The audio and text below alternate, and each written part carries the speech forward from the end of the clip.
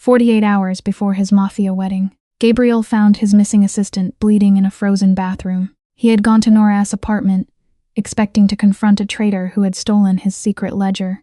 Instead, he found her bruised, starving, and trying to stitch a knife wound with shaking hands. Then she revealed the truth. His bride was planning to poison him at the rehearsal dinner. His future father-in-law wanted his ports, and someone inside Gabriel's own family had sold the murder plan. What he did next destroyed the wedding and started a war. Gabriel didn't go to her apartment looking for romance. He went because she held the ledger, and he despised loose ends. 48 hours before a wedding designed to fuse two syndicates, his obsessively punctual assistant disappeared. When he finally booted the rotting wood of her front door off its hinges, bracing for a traitor, the heavy copper stench of blood stopped him cold. Whatever waited in that suffocating, blood-soaked room didn't just shatter his carefully structured reality. It forced him to burn the wedding to the ground. The tailor's chalk scraped against the wool blend of Gabriel's trousers, a dry grating sound that vibrated straight into his bones. He stood perfectly motionless on the velvet pedestal, staring dead ahead into the ornate glass. The reflection staring back belonged to someone who had completely scrubbed away his own violent nature. A charcoal suit, tailored tight against the ribs. It hid the heavy leather shoulder holster he refused to take off even for a fitting. Sloane told him not to breathe so heavily from the leather sofa behind him. She never even looked up from her screen. Her thumbs tapped a fast rhythm, firing demands at people whose names she would never remember. She warned him that Bianca needed the pant break to be flawless, and he was shifting too much. Gabriel said nothing. He just rolled his jaw, fighting the familiar, dull pulse of a headache blooming right at the base of his skull. The boutique air hung heavy with lavender oil and old money. Suffocating, Sloane finally glanced up, muttering about the hydrangeas. Her blonde hair sat, pulled tight into a severe, perfect knot. She possessed the kind of beauty you find in a newly forged blade, sharp, freezing, and absolutely unyielding. She complained her mother found the arrangements too funereal. She had to remind her they were merging the Kensington distribution lines with the Romano ports, not throwing a carnival, white, silver and black. Gabriel told Sloane to choose whatever she wanted. Just a transaction. A contract bound in imported silk, and 300 guests. Neither of them cared. Mutual ambition made the arrangement work flawlessly. Yet as Bianca pinned the cuff, sliding a silver needle through the fabric, with a quick flick of the wrist, Gabriel found his attention wandering. His eyes drifted to the empty space right beside the changing screen. Nora was missing. Nora Quinn had managed his life for 4 solid years. She stood as the only wall between his bloody reality and the sterile corporate mask he wore. She knew his coffee needed to be black and scalding. She knew the exact dollar amount to slide the Harbor District beat cops so they stayed blind. A total ghost in the machine, average height, sensible shoes, and an absolutely terrifying immunity to fear. Just last month, Kensington enforcers had packed his office, flexing and throwing their muscle around. Nora had strolled through the pack with a stack of folders, politely asking a thug twice her size to move his heavy boot so she could vacuum. She was a constant until 48 hours ago. Gabriel finally stepped down from the pedestal. Bianca protested, his hands fluttering nervously toward the jacket. Gabriel cut him off, telling the tailor they were finished. He shrugged off the half-pinned coat, dumping it onto a velvet chair. Sloane finally dropped her phone. Her perfectly arched eyebrows pinched into a tight line of pure annoyance. She demanded to know what he was doing. The wedding was 48 hours away. Gabriel talked right over her, grabbing his dark dress shirt from the rack and shoving his arms through the sleeves. He warned her they had a leak. Nora had been a ghost for 2 days. Sloane let out a long, elegant sigh and crossed her legs. She told him to just fire the secretary and find someone who grasped the stakes. Let HR handle a hangover or a stunt for a raise, she suggested. Gabriel froze, his fingers leaving the cuffs. He stared at Sloane, truly looked at her. Perfect skin, immaculate nails. A life, completely shielded from the violent currency, paying for that diamond on her finger. He dropped his voice to that quiet, dangerous rasp that made grown men sweat. Nora isn't a secretary, he told her. She holds the encryption keys to the offshore accounts. She guards the physical ledger for every dock payoff. If she vanished, she was either settling him to the feds, or she was dead. Sloane stood up, smoothing her skirt, furious that he was prioritizing a rogue employee. Her father was flying in from Boston for the rehearsal dinner. She told him to send a thug to track her down. Gabriel strapped the leather holster across his chest. The heavy, familiar weight of the Glock settled warm against his ribs. He turned to Sloane, making it clear he never sent lackeys to clean up his liabilities. He handled them himself. He walked out of the boutique before she could speak, the brass bell above the door chiming a cheerful, insulting farewell. Outside, the air hung thick with the promise of a storm. A sick, ugly purple choked the city skyline. Gabriel popped his coat collar against the biting wind, moving fast toward the black SUV idling illegally on the curb. Liam, his driver, tossed a half-smoked cigarette into the gutter and scrambled behind the wheel. Liam checked the rearview mirror, reading the absolute murder on his boss's face, and asked for a destination. Southside, Gabriel replied. He stared out the window as massive raindrops began to streak the glass. Garrison Street. The apartment block parked right at the dead end. Liam froze, his knuckles turning white on the steering wheel. Liam warned him that Garrison was pure Kensington territory. The Romano family wasn't supposed to touch that soil until the marriage certificate was signed. Gabriel just told him to drive the damn car. The heavy SUV merged into traffic. Gabriel leaned back into the leather, shutting his eyes. The annoyance burning in his chest was twisting into something else entirely, something freezing and ugly. He paid Nora enough to buy a downtown high-rise with a doorman and a secure garage. When his security chief texted her home address an hour ago, Gabriel had stared at the screen completely stunned. Garrison Street was a rotting, collapsed vein of the city, a wasteland choked by condemned brick and utterly desperate people. The kind of neighborhood where streetlights got shot out for privacy, and cops only showed up with body bags. Why the hell was she hiding out there? What kind of angle was she working? He replayed their last encounter. Tuesday night, the quiet, empty office. She had been standing over the shredder, feeding thick files into the steel teeth. She looked incredibly drained. Her complexion, usually a bright, healthy pale, had turned sickly. He had caught the edge of a bruise fading along her jaw, hidden under cheap makeup. When he pushed her on it, she gave him a flat, empty smile and blamed a clumsy run-in with a cabinet door. He bought the lie because it was easy, because he had a massive syndicate wedding to manage.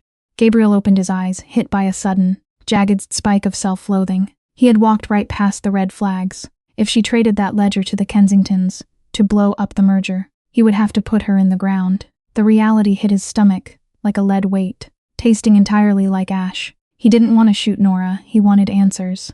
He needed to know why she tore his perfectly structured life apart. The city blurred past the tinted windows. Towering glass financial blocks gave way to the rotting brick and rusted iron of the old industrial zone. The storm broke open, rain hammered a harsh, steady rhythm against the SUV's roof. The alleys squeezed tighter, choked with garbage and shattered glass grinding under the heavy tires.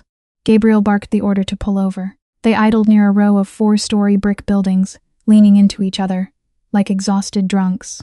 Liam threw the truck into park, grabbing his door handle, insisting he should come along. Gabriel ordered him to stay put and keep the engine hot. Then, he stepped right out into the pouring rain. Ice-cold water instantly soaked through his expensive wool coat. He didn't run, he took deliberate, heavy strides straight toward the crumbling entrance. No call box, the glass on the front door was long gone, clumsily patched with a warped sheet of damp plywood. He shoved his way inside. Rusted hinges shrieked in protest. A brutal stench hit him. The second his boots crossed the threshold, a choking blend of rotting cabbage, old cigarette ash and a harsh, chemical wave of cheap bleach. A miserable attempt to bury the reek of cat urine. The corridor felt tight, sickly. Institutional green paint flaked off the plaster in long, dead strips above him. A single fluorescent tube flickered, buzzing endlessly like a trapped hornet. Gabriel's hand brushed his lapel out of pure instinct, tracing the rigid shape of his weapon. He took the stairs in absolute silence. The rotted wood groaned beneath as he cleared the second floor, then the third. Muffled life bled right through the drywall, a baby sobbing without taking a breath. The tiny synthetic cheer of a game show bleeding from a cheap TV. A screaming match in a language he couldn't even place. This was a place of raw, ugly survival, the absolute inverse of the luxury he just walked away from. The exact opposite of Sloane. 4th floor, apartment 4B. The heavy solid oak door felt entirely out of place in this ruin, though thick scratches clawed around the lock. Gabriel reached out and twisted the brass knob.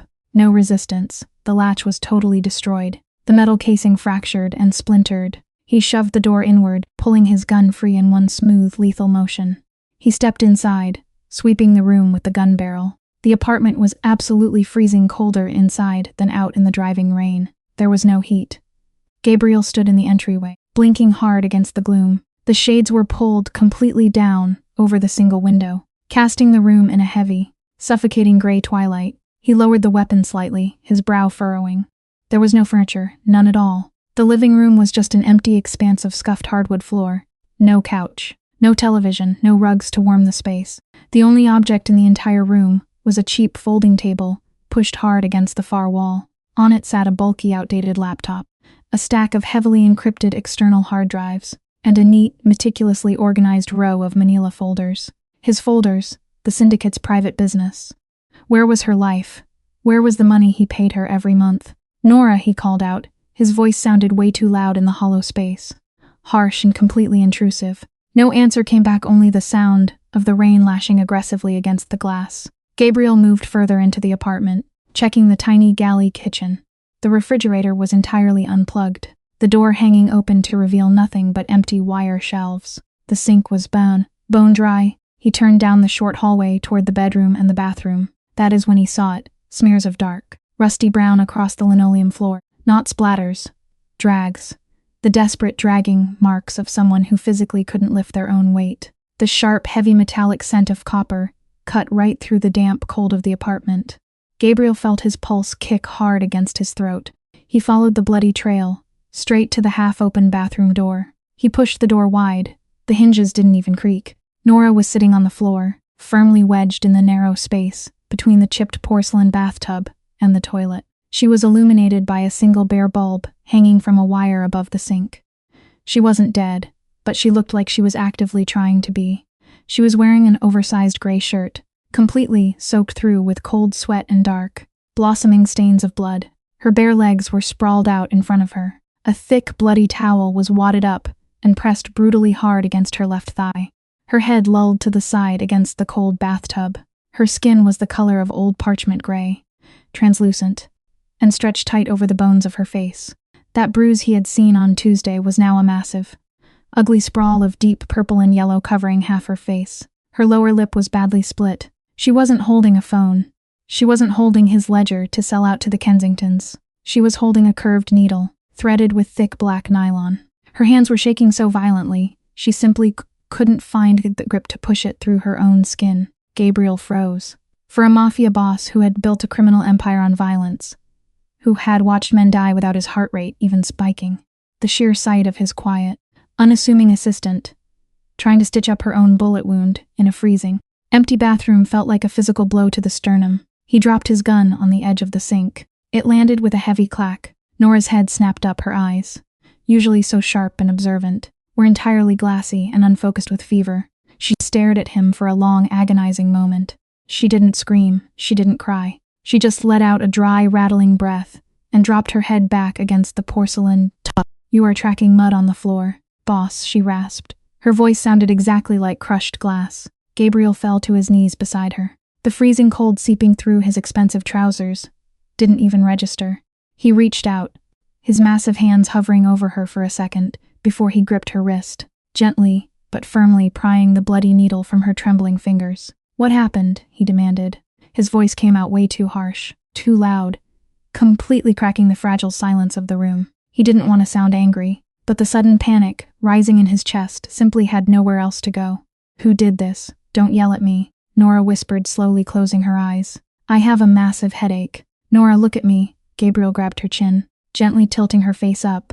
Her skin was burning hot. The fever was raging out of control. "Who shot you?" She let out a weak, humorless laugh that ended in a painful cough. "Nobody shot me, Gabriel. Do I look careless? It was a knife. A very big, very ugly knife." Gabriel pulled the wadded towel away from her thigh. The wound was deep and brutally jagged. Someone had dragged a heavy blade right across the muscle, actively trying to hamstring her. The flesh was weeping sluggishly, the edges inflamed an angry red. A serious infection had already set in. "Why didn't you call the syndicate doctor?" Gabriel snarled, grabbing a relatively clean section of the bloody towel and pressing it firmly back against the wound. Nora flinched, a sharp hiss escaping her lips. "Why didn't you call me? The doctor works for your uncle." Nora panted hard, her hands gripping the edge of the bathtub until her knuckles turned completely white. "And your uncle works for the Kensingtons." Gabriel went perfectly still. The blood rushing in his ears sounded exactly like the roaring ocean. What did you say? Nora opened her eyes. The fever was definitely there, but the sharp, cynical intelligence that made her indispensable cut straight through the haze. The merger is a hostile takeover, Gabriel. Sloane's family isn't joining you. They are absorbing you. The hit was supposed to happen at the rehearsal dinner tonight. Clean poison. They blame a rival Mafia family. Sloane plays the grieving widow, and her father takes over the docks. She swallowed hard, her throat clicking audibly in the quiet room. I found the digital trail on Tuesday. Your uncle routed the payoff money to the caterers. I went to intercept the courier carrying the physical proof. The courier was a high-level Kensington enforcer. He was much faster than I originally thought. She gestured weakly to her ruined leg, then up to her heavily bruised face. But I got the proof. It is right there on the hard drive. On the folding table, Gabriel just stared at her. The silence in the tiny bathroom stretched out, feeling heavy and completely suffocating. He thought of Sloane sitting in that bridal boutique, complaining about the color of the flowers, while secretly planning his funeral. He thought of his uncle, kissing him on the cheek at Christmas. Then he looked at Nora living in a freezing box, bleeding out on cheap linoleum just to protect him. Why? Gabriel asked. The word was stripped of all authority. It was just a raw, desperate plea from a boss who suddenly realized he was standing on quicksand. Why didn't you bring this to me immediately? Why are you living like this? Nora let her head roll slowly toward him. A cynical, completely exhausted smile ghosted across her split lip. Because you were busy picking out suits. Gabriel, you wanted this Mafia merger so badly. You stopped looking at the shadows. If I brought it to you without ironclad proof, you would have thought I was just trying to sabotage the wedding. She looked away, staring blankly at the peeling paint on the opposite wall.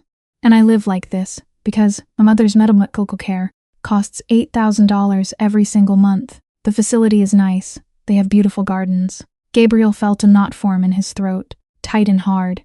He paid her more than enough to afford the care and a good life for herself. But she was sinking every last penny into keeping her mother comfortable, choosing to live in freezing squalor, so he wouldn't know she was vulnerable. She didn't want him to ever think she was a liability to the syndicate. Hold still, Gabriel commanded, his voice suddenly dropping to a low, rough rumble. He didn't ask for permission. He shoved his $3,000 bespoke suit jacket aside, rolled up his sleeves, and opened the small, pathetic first aid kit sitting on the toilet seat. He found a half-empty bottle of rubbing alcohol. This is really going to burn, he warned her. Just do it, Nora gritted out, grabbing the rim of the bathtub with both of her hands. He poured the alcohol directly over the jagged slice in her thigh. Nora's back arched sharply, a strangled, guttural sound tearing right from her throat. She bit down hard on her own shoulder to keep from screaming, her body trembling violently under his heavy hands. Gabriel's jaw locked tight. He felt every single tremor passing through her. He threaded the needle with steady, mechanical precision. He had sewn up his own men before in dark basements and back alleys, but this felt entirely different. Every puncture of the needle through her pale skin felt like a brutal indictment of his own absolute blindness. You are heavy-handed, Nora gasped, her forehead totally slick with cold sweat. You should have let the courier go, Gabriel said. His voice was hard, focusing entirely on pulling the nylon thread tight. You are an administrator, Nora, not syndicate muscle. I protect my desk, she snapped back.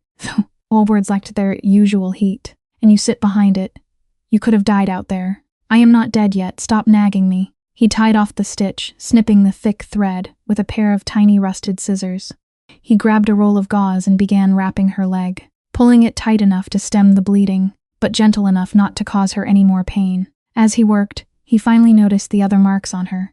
A faint silver scar resting on her collarbone, a nasty burn mark on her wrist he had never seen before, because she always wore long sleeves around him.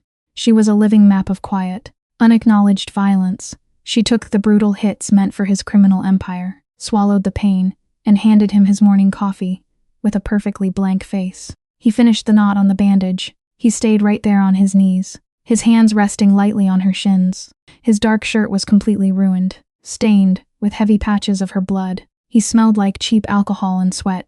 From the empty living room, a sharp, intrusive buzz shattered the quiet. Gabriel's burner phone, the one that only 3 people had the number to. He didn't move an inch. He just looked down at Nora. She looked right back at him, her chest rising and falling in shallow, labored breaths. Answer it, she whispered. It is Sloane. It is almost noon. She will be asking about the seating arrangements. Gabriel dug the ringing phone from his pocket. The screen glared in the dim bathroom light. Sloane. He hit accept and lifted it to his ear, never taking his eyes off Nora. Where are you? Sloane's voice bled through the speaker. Tiny and sharp. Liam said you went to the south side. Gabriel. The caterer is threatening to walk if we don't finalize the truffle risotto versus the wild mushroom. Gabriel stared down at his own hands. The blood was sticky, already drying deep into the creases of his knuckles. He thought of his uncle. He thought about the poison. Sloane, Gabriel said. His tone was dead calm, the exact pitch he used right before a room caught fire. What? And don't use that tone with me. I am trying to hold this whole event together, while you chase some runaway secretary. Listen to me very carefully, Gabriel told her, watching Nora's heavy eyelids flutter as the fever dragged her under. There is no risotto. There is no rehearsal dinner. The wedding is cancelled. Dead silence on the other end.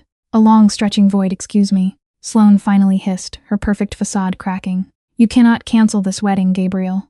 Do you even understand what my father will do? This is a merger. It is a hostile takeover, Gabriel corrected softly. And your father is about to find out. The Romano ports are entirely closed to him. Tell him that Tuesday courier he sent was incredibly sloppy. Tell him my secretary sends her regards.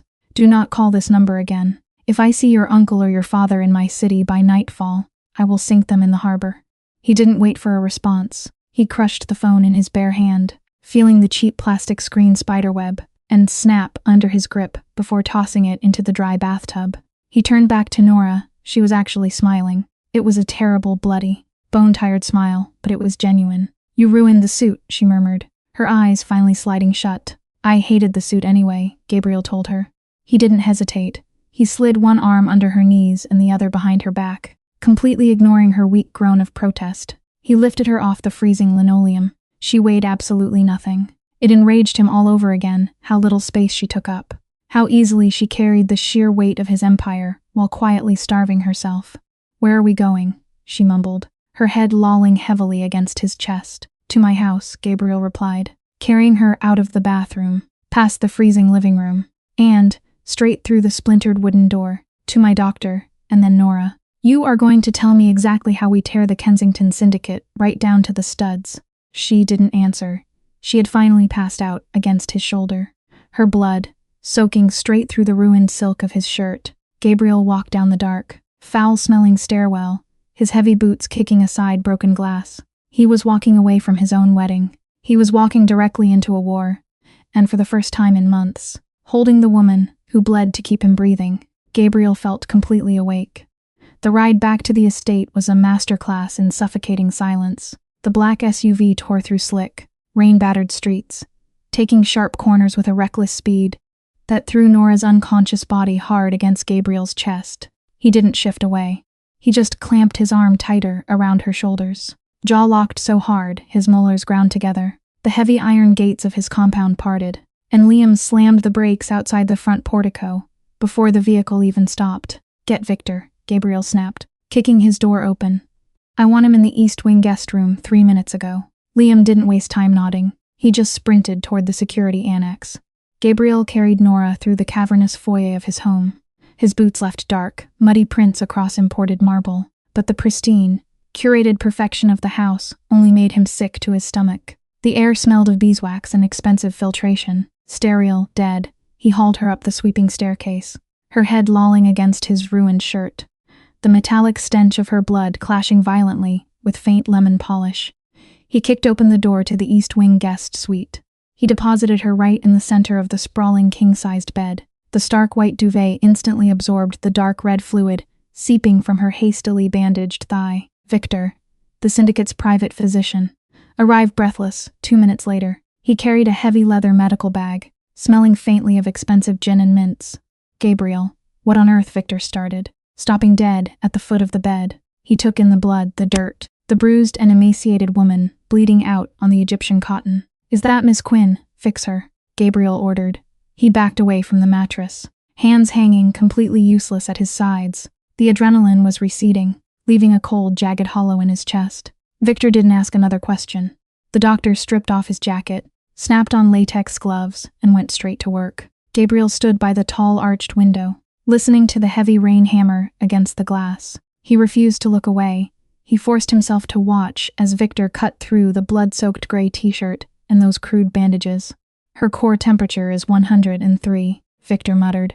Hooking a bag of clear fluid to an IV pole, he dragged from the closet. He expertly found a vein in the crook of her elbow. Dehydration, severe exhaustion. The wound is nasty, Gabriel. Whoever did this twisted the blade before they pulled it out. You did a decent job stopping the bleed, but the infection is already racing through her bloodstream. Gabriel just crossed his arms. The damp, clinging silk of his ruined shirt felt like a second skin. Will she keep the leg? Yes. Provided her heart doesn't give out from this fever first. Victor began flushing the wound with a harsh, chemical-smelling antiseptic. Nora didn't even twitch. She was completely under. Gabriel, when was the last time she actually ate? Her ribs are bruising her skin from the inside out. Her immune system is entirely depleted. It is like she has been running on fumes and black coffee for a solid year. Those words felt like a physical strike. Gabriel stared at Nora's collarbones, sharp and painfully protruding beneath the harsh overhead light. He thought about the expensive catered lunches he brought to the office, the heavy rich meals he ate, while she sat at her desk right outside his door, quietly holding his empire together. He never once asked if she had eaten. He just assumed she took care of herself, assumed his money insulated her from real hardship. He had assumed entirely wrong. Pump her full of whatever antibiotics you have, Gabriel ordered, his voice dead flat, hiding the tremor in his hands. If she needs a transfusion, take it from me. I am O negative, Victor paused, glancing over his shoulder. The doctor's eyes were sharp, quietly evaluating. Gabriel Romano did not bleed for his employees. He only bled his enemies. But Victor merely nodded, turning back to his broken patient. I will stabilize her, but she needs sleep. Gabriel, real sleep, not just passing out from blood loss. Suddenly, a heavy knock hammered the bedroom door. Liam stood in the frame, holding the stack of encrypted hard drives and the manila folders retrieved from that squalid apartment on Garrison Street. Put them in my study, Gabriel told him. Liam hesitated, glancing toward Nora's motionless form on the mattress. Boss, the phones are melting down. Sloane's father just touched down at the private airstrip, and your Uncle Carlo is demanding to know why the restaurant rehearsal dinner was abruptly shut down by security. He wants a face-to-face. Gabriel looked away from the bed. The guilt, the jarring realization of his own failures, it all crystallized instantly into a cold, hyper-focused rage. Tell Carlo I will meet him, Gabriel said softly. Tell him to come right here. The study smelled of aged leather, rain, and the sharp metallic tang of gun oil. Gabriel sat behind his massive mahogany desk, a rag in one hand, the disassembled slide of his Glock in the other. He wiped down the springs with mechanical, rhythmic precision. Those encrypted hard drives sat in a neat stack next to his elbow, an impenetrable brick wall, holding the exact secrets of his impending demise. He had tried the standard syndicate bypass codes. Nothing worked. Nora had locked them down with an algorithm. He just couldn't crack. Down the hall, the massive house was completely silent, save for the heavy ticking of the foyer clock. It was 3 a.m. He slapped the slide back onto the frame of the gun, racking it once. That sharp, metallic clack echoed off the vaulted ceiling. He shoved the weapon deep into his shoulder holster. Then a soft dragging sound caught his attention. It wasn't the heavy, familiar tread of his guards. It was friction, fabric sliding against hardwood. Gabriel stood up, his hand dropping instinctively toward his chest. He moved silently to the study door and pulled it open. Nora was leaning heavily against the guest room frame at the far end of the hall. She looked like a ghost. She wore one of Gabriel's oversized black button-down shirts, which Victor must have grabbed from his closet while cleaning her up. It fell to her mid-thigh, absolutely swimming on her bruised, frail frame. Her left leg was heavily bandaged, a thick medical brace, locking her knee straight. Her right hand gripped the aluminum pole of the IV stand, using the metal as a makeshift crutch. She looked entirely wrecked. Her face was a mottled canvas of deep purples and sickly yellows. Her hair a damp, tangled mess against her neck. But her eyes, staring down that shadowed hallway, were violently awake. Get back in bed, Gabriel ordered. His voice was a low, dangerous rumble carrying across the polished floors. Nora didn't listen. She never really did. He suddenly realized. She merely managed his demands in a way that let him think he was in control. She took a stubborn step forward, dragging her stiff leg, the wheels of the IV pole squeaking softly in the dark. Gabriel cursed under his breath, closing the distance in 5 long strides. He stopped right in front of her, hands hovering, completely unsure where to touch her without causing pain. He told her to get back in bed, pointing out the blood, soaking right through her dressing. I heard cars, Nora rasped. Her voice was terribly thin, ruined by dehydration. Gravel crunching, she said. You sent Liam out. Gabriel explained. Liam was pulling the harbor guards, redirecting every last man to the estate's perimeter. Then he ordered her to bed. You can't read those drives. Nora shot back, totally ignoring his command. She leaned heavily onto the ivy pole, her knuckles turning white. She tilted her head back, staring straight up at him. You don't have the encryption key. You are flying blind, Gabriel. He just stared down at her. Victor's sharp antiseptic lingered on her skin, mixed with a faint scent that was purely hers, something like dry paper and rain. Gabriel insisted he could handle his uncle and the Kensingtons without a spreadsheet. No, you can't, Nora fired back. A spark of genuine anger finally broke through her heavy exhaustion. Carlo didn't just reroute the caterer's money. He handed them the layout of the South Armory. He gave away the shift rotations for your personal detail. If you go to war tonight, blind to what he sold them, they will absolutely slaughter your men. Her chest heaved. The sheer effort of speaking drained what little color she had left. She swayed dangerously on her good leg. Gabriel caught her by the waist.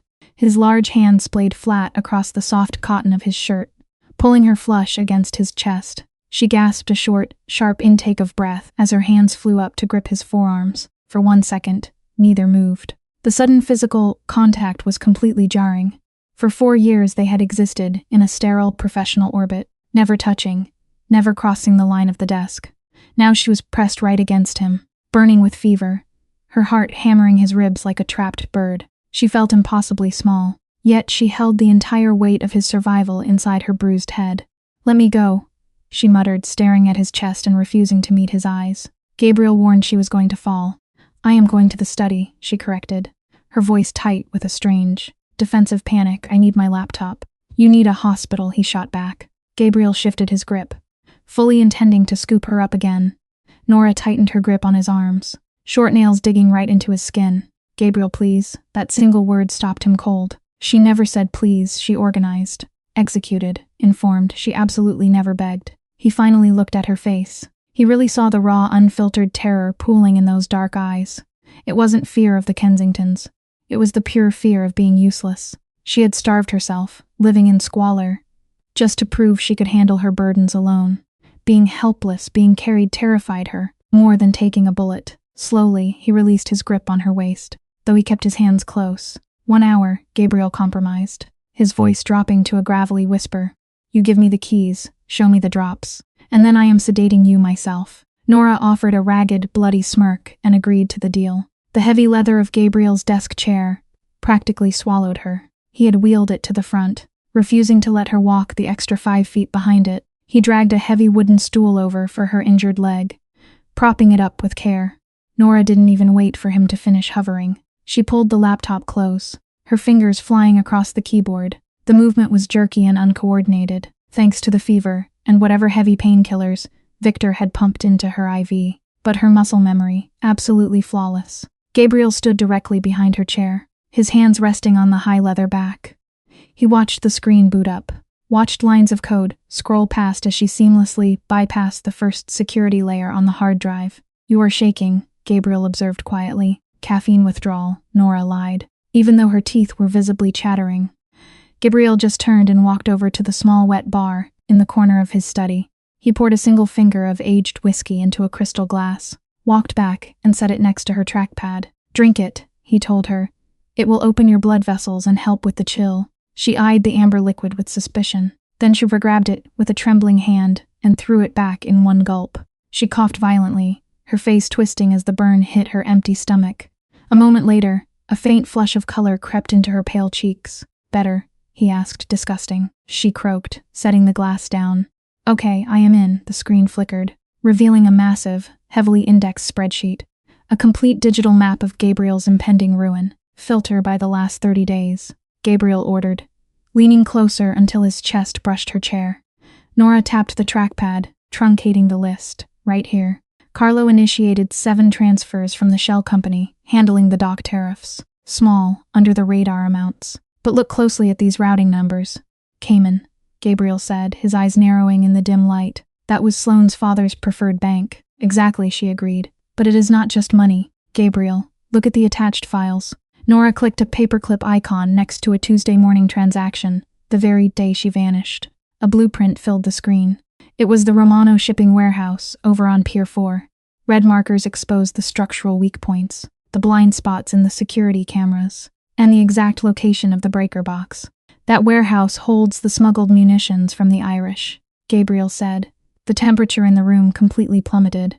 If the Kensingtons hit that spot, the explosion will level 3 city blocks. The police will instantly blame me for domestic terrorism. They are not hitting it to blow it up, Nora corrected, fingers flying over the keys again. She pulled up an intercepted email, heavily encrypted but broken down into plain text. They are hitting it to steal the munitions. Sloane's father wants your guns to arm his own men for the impending takeover. The hit is scheduled for 4 a.m. Gabriel checked the clock on his desk. It was 3:15. Carlo is actually leading the strike team. Nora added softly.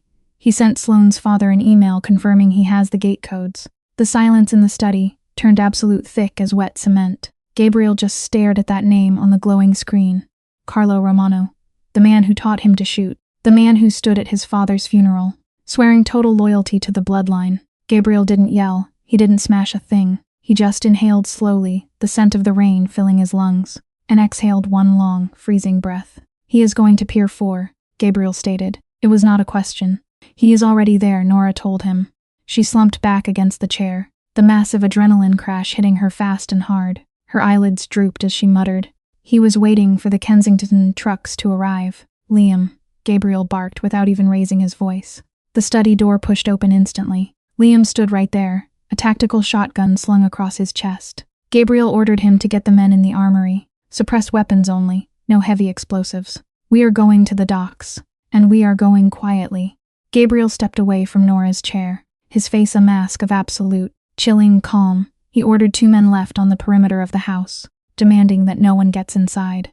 Liam gave a grim nod and vanished. Gabriel turned back to the desk. He opened the heavy bottom drawer, pulling out a sleek compact Sig Sauer. He checked the magazine, slammed it home, and racked the slide. He set the gun on the desk, right next to Nora's empty whiskey glass. She stared at the black metal, admitting she didn't know how to shoot. Gabriel pointed at the door. If anyone opens it, who isn't me? You pull the trigger until it clicks empty. Then Gabriel walked around the desk, standing directly in front of her. He reached out, his knuckles brushing lightly against her fevered cheek. Her skin was still entirely too hot. Lock the door behind me, he ordered. Do not open it. Do you understand? Nora looked up at him, the cynical. Detached assistant was completely gone. The woman looking back was stripped raw, terrified but entirely present. Gabriel. He stopped, his hand resting on the heavy brass doorknob. Please don't make me plan your funeral, she pleaded, her voice violently shaking. Gabriel's lips curved into a dark, genuine smile. It never reached his eyes. Those were already dead, locked entirely on the violence to come. I canceled the wedding, Nora, he told her softly. I am not putting you through catering a funeral, too. Then he stepped out into the dim hallway, pulling the heavy door shut behind him. He heard the heavy brass deadbolt slide into place, with a definitive thunk. Gabriel turned toward the stairs. The cold, brutal logic of the impending slaughter took over his mind. The Kensington family thought they were orchestrating some quiet corporate merger. They had absolutely no idea they had just woken the monster. The docks at Pier 4 smelled of diesel exhaust, rotting kelp and rusted iron. The rain had slowed to a persistent, freezing drizzle, leaving the entire world slick and coated in a greasy sheen. Gabriel stepped out of the black SUV. His heavy boots hit the cracked asphalt without making a single sound. He didn't slam the door. He just pushed it until the latch quietly clicked. Liam fell in beside him, carrying the suppressed tactical shotgun at a low ready. Out of the shadows of the stacked shipping containers, 6 more of Gabriel's men materialized like ghosts. Dressed in flat black, their faces were obscured by the high collars of their wet jackets. Nobody spoke a word. They had memorized those blueprints Nora pulled. They knew the blind spots. They knew the angles. 3 trucks approaching from the South Access Road. Liam whispered the words, pressing his earpiece in deep, heavy suspensions. They are empty, ready to load the crates. Gabriel answered, with zero inflection, cut the power to the halogen towers. When the trucks kill their engines, we move no survivors on the Kensington side. I want a complete blackout. A heavy metallic clunk echoed across the yard as Liam threw the main breaker. The towering yellow security lights died instantly. The pier plunged into an aggressive, suffocating darkness. The only light left was the sickly orange glow of the city's skyline. Bouncing off the low clouds, Gabriel unholstered his Sig Sauer. The metal was ice-cold against his palm. He walked forward, slipping between two towering stacks of red and blue shipping containers. The air felt tight. He could hear the low, throaty hum of the Kensington box trucks rolling through the main gate. Running dark, they were arrogant. They really thought they held the keys to the castle. They parked in a neat row in front of Warehouse 7. The heavy metal door was already rolled open, standing just inside the threshold. Caught in the beam of a single tactical flashlight was Carlo Romano. Gabriel stopped dead. He stood in the shadow of a rusted crane 30 feet away. He watched his uncle pull a silver flask from his coat, unscrew the cap, and take a long drink. Carlo looked completely relaxed. He looked exactly like a man who just secured his retirement. 3 Kensington enforcers hopped out of the lead truck. They were big guys carrying unsuppressed assault rifles, moving with the sloppy confidence of a crew expecting zero resistance. The lead man shouted, over the sound of water slapping the wooden pylons, "You got the codes for the inner vault." Carlo already punched in. Carlo replied, wiping his mouth with the back of his hand, "Just make it quick." Gabriel is busy looking for his missing secretary. He won't even notice the armory is empty until tomorrow afternoon. Gabriel stepped out of the shadows. He didn't run. He didn't shout. He just walked into the open yard, gravel crunching softly beneath his heavy boots. Carlo saw him first. The older man froze midair. The silver flask slipped right out of his grip, clattering hard against the concrete. The liquid spilled over the pavement, dark and smelling of cheap brandy. "Gabriel," Carlo choked the name out. The 3 Kensington men spun around, raising their rifles. They never even got the chance to pull the triggers. Up in the darkness above the shipping containers, Liam and the strike team opened fire. The suppressed weapons sounded just like heavy staple guns. 3 sharp snaps. It was incredibly, brutally fast. The lead Kensington enforcer dropped instantly. A neat hole punched straight through his temple. The second man took 2 heavy rounds to the chest. He folded right over the hood of his truck, his blood sliding down the wet grill. The third guy managed to get off one wild, deafening shot into the sky before Liam's shotgun took out his knees. He crashed to the pavement until a final, quiet pistol shot ended his screaming. The silence that followed was suffocating, ringing loudly in Gabriel's ears. Carlo backed himself against the corrugated metal wall of the warehouse. His hands were raised and shaking violently. His eyes darted from the bleeding Kensington men to Gabriel, who just kept walking slowly toward him. "Gabriel, please wait," Carlo pleaded. His voice cracked, all that confident swagger vanishing into pure, unfiltered panic. "It is not what you think. They forced me. Sloane's father threatened my daughters. He said he would kill your cousins if I didn't give him the warehouse." Gabriel stopped 10 feet away. He stared at the man who had bought him his very first bicycle. He looked at the uncle, who poured whiskey on his father's grave. "You do not have daughters, Carlo," Gabriel said quietly. "You have 2 ex-wives who hate you, and a gambling debt at the Bellagio that maxed out at $3 million on Monday." Carlo's mouth opened, but no sound came out. The lie just died right in his throat. "You sold my life and the lives of my men to cover a bad streak at the baccarat table," Gabriel continued. He didn't feel angry. He felt nothing at all, just a terrifying, hollow void in his chest. "You used a Kensington courier to hide the paper trail, but you were sloppy. My assistant found you out. A secretary. A desperate." Ugly sneer twisted his face as he finally realized begging wouldn't work. "You are going to burn your own blood for a glorified typist." "She isn't a typist," Gabriel said. He raised the Sig Sauer, locking his elbow. "She is the woman who just ended your life." Gabriel squeezed the trigger. The gun barked twice, 2 shots, center mass. Carlo hit the concrete. He slid down the corrugated metal wall, leaving a wide, dark smear right behind him. He gasped once, a wet, rattling sound, and then his eyes glazed over, staring blankly up at the rain. Gabriel lowered his gun. The sharp smell of burnt gunpowder mixed with the cold salt water. He stood over the body for a long minute, letting the freezing rain wash over his face. "Boss," Liam said quietly, stepping up. "The trucks are secure. No one else is coming. Load the bodies into the back of the Kensington trucks," Gabriel ordered, turning his back on his uncle. "Drive them out to the airstrip. Leave the trucks parked directly in front of Sloane's father's private jet. Leave the keys right in the ignitions." Liam nodded, and Gabriel paused. He looked down at the silver flask sitting in that puddle of brandy and rainwater. "Put him in the driver's seat. Let Sloane's father see exactly what happens to his investments." Gabriel walked back to his SUV. The adrenaline was finally leaving his system, replaced by a deep aching exhaustion. He slid into the driver's seat, slammed the heavy door shut, and turned the key. He never looked back at the warehouse. He put the car in gear and sped away from the docks.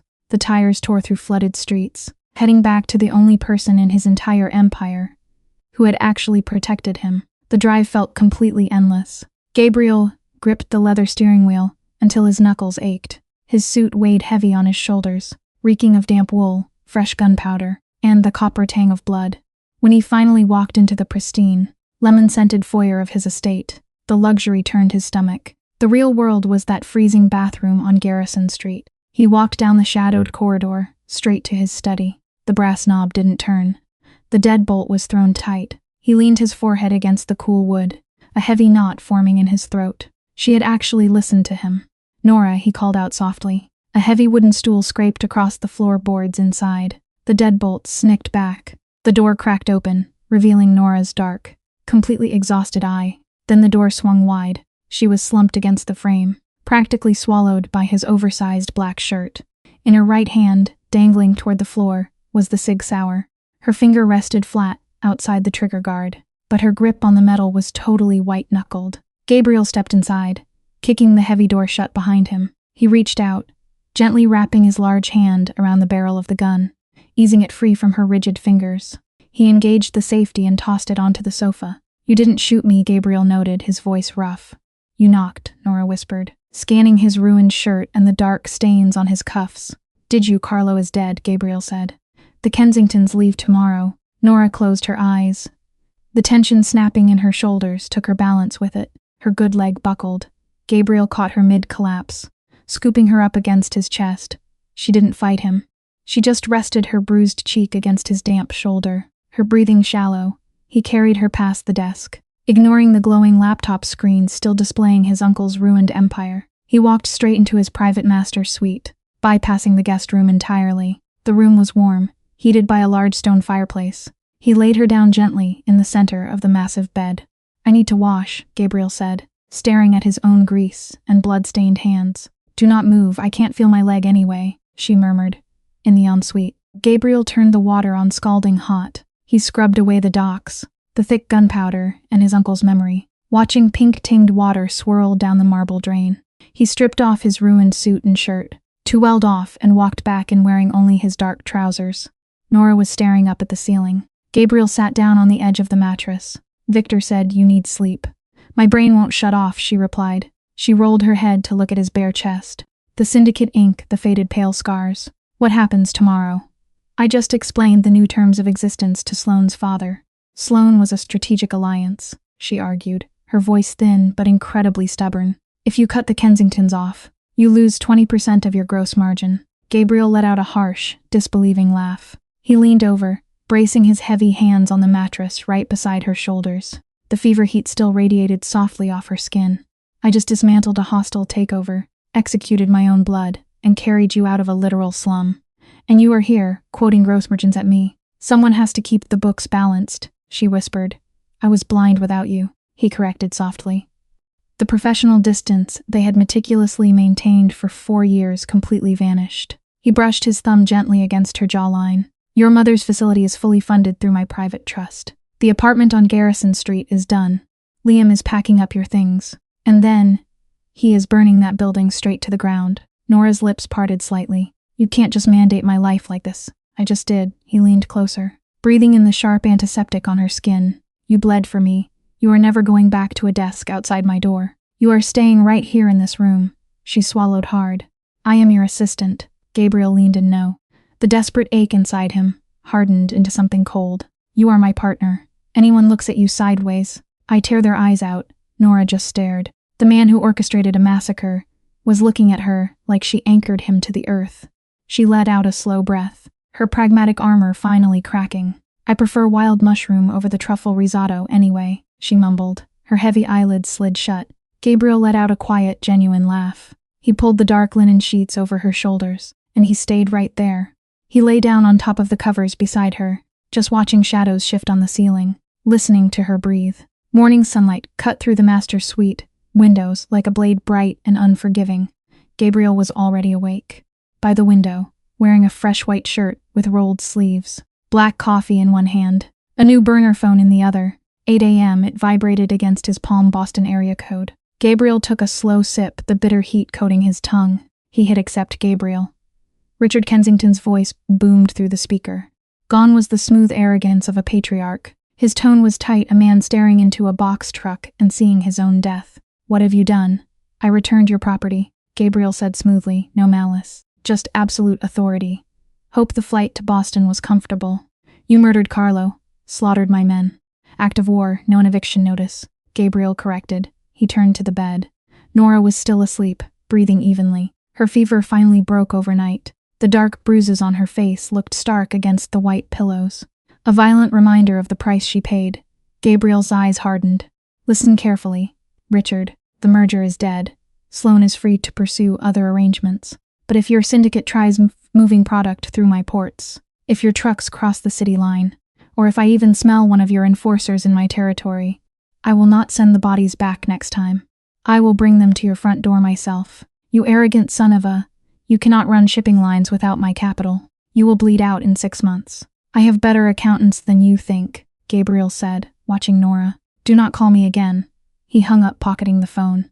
A soft rustle of linen came from the bed. Nora shifted, wincing as the movement pulled at the stitches in her thigh. She opened her eyes, blinking against the harsh morning light, scanning the massive, unfamiliar room. Her gaze finally landed on Gabriel by the window. Did you shoot the phone? She asked, voice raspy with sleep. Gabriel walked over to the nightstand and set his coffee down. I handled Richard. Nora slowly pushed herself up, resting against the headboard. She looked at the oversized black shirt she was wearing, then down at the heavy leg brace, the freezing bathroom, the needle, the chaotic ride to the estate. It all rushed back. Along with that intense, suffocating promise Gabriel made her. She looked up.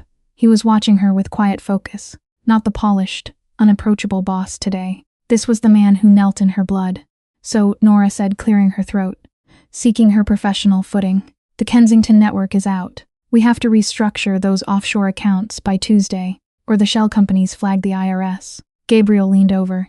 He braced both hands on the mattress beside her hips, effectively trapping her. Soph and black coffee hit her. Stop, Gabriel said softly. I mean, if we do not pivot, Nora. Look at me. She went quiet, met his eyes, dark, deep, and completely stripped of the corporate mask. Your laptop is locked in the study, he said. No spreadsheets for 2 weeks. Victor returns at noon to check your stitches and start a diet. You are going to rest. I am terrible at resting, she muttered, a flush hitting her pale cheeks at his closeness. I will get bored, then I will entertain you, Gabriel replied. His voice dropped to a rough rumble that sent a shiver down her spine, but no working. You are healing. Nora looked at the heavy gold watch on his wrist, then at the faint silver scars across his knuckles. 4 years she had spent organizing his life, anticipating his needs, cleaning his messes. She thought she was invisible to him, just a ghost in the machine, fingers trembling. She raised her hand and pressed her palm flat against his chest, right over his heart. She felt its steady, powerful rhythm beneath the crisp shirt. You canceled a multi-million-dollar wedding for me, she said quietly. Not a question, just a terrifying fact she was finally accepting. I canceled a business transaction, Gabriel corrected. He covered her hand, pressing it tighter against his chest. I burned down a slum for you, executed my uncle for you. I would have burned the whole city if I had not found you. Nora stared, the cynical walls around her heart finally shattered. There was no fairy tale here. He was a dangerous man. She kept his ledgers. Both their hands were covered in blood. But in the brutal light of this Mafia world, it was the truest devotion she had ever seen. Okay, she whispered, fingers curling into his shirt. Okay, Gabriel. He did not smile. He did not need to. He pressed his lips softly to her forehead, lingering there, a silent, absolute vow of protection. The game was over. The desk was gone. Nora Quinn was no longer the shadow assistant. She was the queen of the board, and Gabriel Romano would never let her fall again. That is how you execute a hostile takeover of the heart. Gabriel did not just cancel a wedding. He burned his old life down the second he realized Nora held his empire together. That shift from boss and assistant to an unstoppable, ruthless power couple is exactly the gritty loyalty that makes a story unforgettable. If you loved this dark journey and want more gritty Mafia stories where the quiet ones hold all the power, hit the like button, subscribe, and share the video. Drop your favorite moment of Gabriel's revenge down in the comments. Every mafia boss story is not only about power, money, revenge, or fear. Beneath the violence and darkness, there is often a painful human lesson about choices, consequences, loyalty, family, and the price of ambition. This story reminds us that no matter how powerful a person becomes, no one can escape the truth forever. Hundreds of people, and make others tremble at the sound of his name. But if his heart is empty, his victory is never complete. The mafia boss in this story represents a man who built his life on control. He believed that fear was stronger than love, that silence was safer than honesty, and that power could protect him from pain. For years, he may have won every battle in the streets, in business, and among his enemies. But the most important battle was never outside him. It was inside his own heart. That is where he truly lost himself. One of the most meaningful lessons from this story is that power without morality becomes a prison. Many people dream of becoming rich, respected, or feared. They think success means having control over others. But real success is not measured by how many people obey you. It is measured by how many lives you protect, how much peace you create, and how much good remains after you are gone. The mafia boss had money, influence, and protection, but he did not have peace. His life shows us that a person can be surrounded by luxury and still feel completely alone. Another important lesson is that loyalty is valuable, but blind loyalty can destroy lives. In the world of crime, loyalty is often treated like the highest law. People are expected to follow orders without question. Never mean giving up your conscience. A loyal person does not simply protect someone's secrets. A loyal person also has the courage to stop someone from destroying themselves. This story teaches us that loyalty without honesty is dangerous. Real loyalty should be connected to truth, respect, and moral responsibility. The story also shows the heavy cost of revenge. Revenge often feels powerful in the beginning. It gives a person the illusion that pain can be answered with pain, but revenge rarely heals anything. Instead, it creates a chain of suffering that keeps growing. One act of revenge leads to another. One betrayal leads to another. In the end, everyone loses something. The mafia boss may have believed that revenge would restore his honor, but what it truly did was steal his humanity piece by piece. This is a powerful reminder that forgiveness is not weakness. Sometimes, forgiveness is the strongest decision a person can make because it breaks the cycle of hatred. Family is another central lesson in this kind of story. Many mafia bosses claim they do everything for family. They say they commit crimes to protect the people they love. But protection without honesty can become another form of harm. A family does not only need money or security. A family needs trust, emotional safety, and love that is not poisoned by fear. If a father, husband, brother, or son becomes powerful but loses the ability to show tenderness, then his family may live in a beautiful house, but still feel trapped inside it. This story reminds us that children and loved ones often pay the price for the choices of powerful men. The mafia boss may think his decisions only affect his enemies, but every secret, every violent act, and every betrayal leaves a shadow over the innocent people around him. That is why one of the strongest educational messages is this: before making a decision, we must ask ourselves who will suffer because of it. A selfish choice may bring temporary success, but it can create long-term pain for the people we love most. Another meaningful point is the danger of pride. Pride can make a person refuse to apologize, refuse to change, and refuse to admit they are wrong. The mafia boss may have spent years believing that saying sorry would make him look weak, but in reality, the ability to apologize is a sign of strength. It takes courage to face the damage we have caused. It takes maturity to admit that we hurt someone, and it takes true character to change before it is too late. The story also teaches that redemption is possible, but it always requires sacrifice. A person cannot simply say they have changed. They must prove it through action. Redemption means accepting responsibility, protecting the innocent, telling the truth, and sometimes losing everything that was built on lies. For a mafia boss, redemption may mean walking away from power, exposing corruption, saving someone he once endangered, or choosing love over control. The path to redemption is painful, because it forces a person to confront the worst parts of themselves. But it is also the only path that can lead to peace.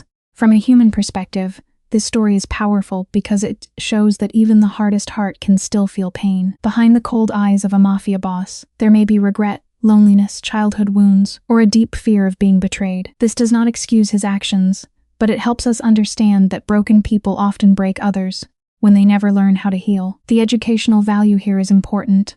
Pain should not become an excuse to hurt people. Instead, pain should become a reason to grow, to seek wisdom, and to choose a better path. For viewers, the lesson is not to admire the criminal lifestyle, but to understand its emptiness. The suits, cars, mansions, and power may look attractive from the outside, but behind them there is often fear, guilt, and loss. A life built on violence can never bring true happiness. A life built on lies can never bring true freedom. And a life built on fear can never create real love. In the end, the story of a mafia boss is really a warning. It warns us that every choice has a consequence. It warns us that money cannot buy peace. It warns us that fear cannot replace respect. It warns us that revenge cannot heal a wounded heart. Most importantly, it reminds us that the greatest power a person can have is not the power to control others, but the power to control themselves. The deepest lesson is simple but meaningful. Choose character over pride, love over control, truth over silence, and forgiveness over revenge. No matter how dark a person's past may be, change is possible when they are willing to face the truth. But the longer someone waits, the higher the price becomes. A mafia boss may win the streets, defeat his enemies, and build an empire, but if he loses his soul, he has lost everything. True strength is not found in violence. True strength is found in responsibility, compassion, humility, and the courage to become better before it is too late.